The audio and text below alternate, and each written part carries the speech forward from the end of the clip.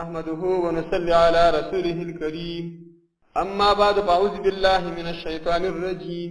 بسم الله الرحمن الرحيم سبحانك لا علم لنا إلا ما علمتنا إنك أنت العليم الحكيم الله پاکو درشتم نمبر دے 23 نمبر نم دے الحافظ جل جلاله الحافظ خسر حافظ دوات سرا خافضو دوات دے خزیون دا حافظو باللروان دے الخا زگا خیدا الخافضو دوات دے الخا او زگا خیدا تکی والا خیدا الخافضو جل جلاله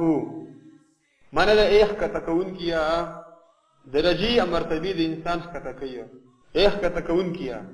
علماء کرام ډیره فائدې دي نوم ذکر کړی دي یو پیدا پکې دارا چې کوم انسان د الله پاک دانوم یا خافض جل جلاله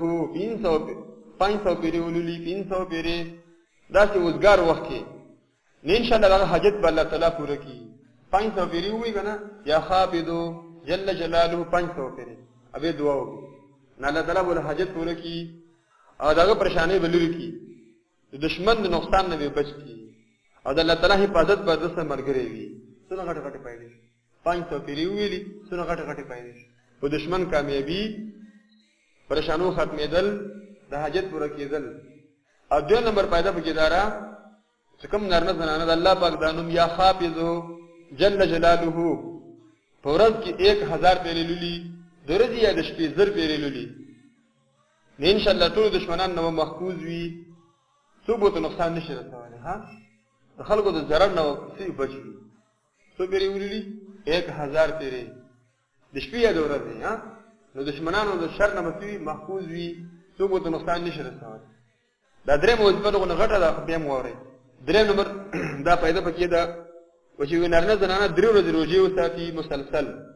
سورځي درې ورځې روزي وساتي په څورم ورځ باندې چې کله روزه ماته کی نو بیا دغه نه بعد روزه ماته نه بعد کینی اذان څه کسان نور مرګري کی او د الله پاک نوم ختم وکي یا خافض جل جلاله 70000 پیری وي او یا زره پیری لکه په شریکه باندې کنه څونه کسان سره کې نه او 70000 پیری برابر کی څو پیری او یا زره پیری یا خافض جل جلاله ان شاء الله به دشمن منو کامیاب شي او ځکه څه مقصد وي الله بغنا مقصد درول پوره کی اګه دونه ټیم سره نه نو کثرور روجي دی وساتي او یا زری د رجمات نفس وي څه او یا زری یا خافض جل جلاله ام دغه فائدې دي که ها په دشمن باندې کامیابی او د ظلم مراد منتل سورم نمبر فائدہ پکې دارا چې څوک یې مشر پر لولي نو وي د کوم سرکاري خلک دي هغه به د سره مینه ساتي لکه حکومت ولا کسان ته به نقصان نه رسي حکومت فوجیان پولیس کنه لکه څه به نه تنګي دارا باندې نن سبا خدای غواړي ها نو خلک دې سوي حکومتي خلک ته خوشاله پنځم نمبر وجکره څه مشکل پیښ شي نو هر مز نفس 1000 لکه 481 پیری دی ودی څه مشکل پیښ شي کنه نو پنځه وخت موږ سره کوي یو مز نه با څو پیری دی وي 481 ضرور سره یو اته پیری دی ودی ا دعا دی وغواړي ان شاء الله مشکل به حل شي هر څه مشکلې بیماری وي رزق څنګه بل څه مشکلې کنه 481 پیری فرض نفس وي یا د سنت نه بعد ویل شي اوبه دعا وغواړي الله هغه مشکل حل کړي شپږم نمبر پیدا پکې دارا چې ظالم نه انسان یریږي یو ظالم په ظلم کوي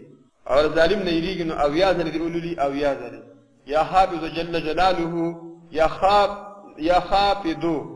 جل جلاله ان شاء الله او یا ذل ولولي ظالم نه ظلم نه بيدي الله تعالی بچ کی که یو ظالم سړي مخ نزي نزادي او یا ذل وي یا خافض جل جلاله هغه ظالم د ظلم نه بيدي بچ دې وجنه ولاړه په ناس په هر حال کې الله په نوم لستل پکار دي یا خافض جل جلاله یا خافض جل جلاله